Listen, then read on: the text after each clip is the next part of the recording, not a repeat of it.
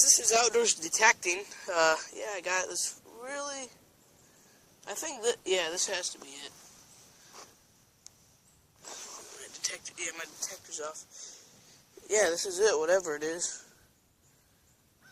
It's a hole punched in. It has some design of some sort on the back. So I'll be right back. I'm going to go wash it off. I'll be right back.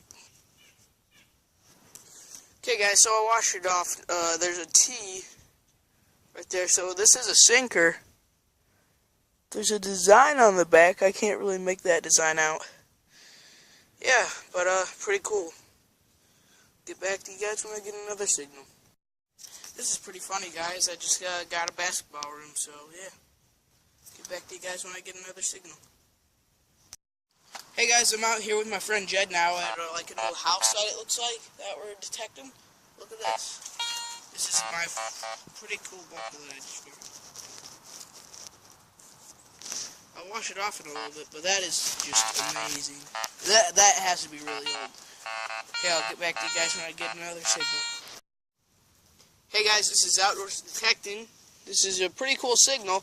It's looks like a fox trap. And I actually might be able to reuse this one because it's not even in bad condition. That's very cool. So yeah, I'll get back to you guys when I get another signal.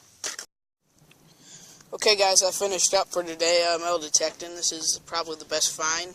I think it might be a horse buckle. I don't know if you guys know. Just tell me in the comments. Very old though. Second best find is this trap. I might even be able to still use it.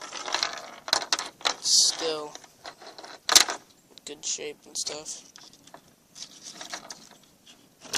I got some writing that says made in USA.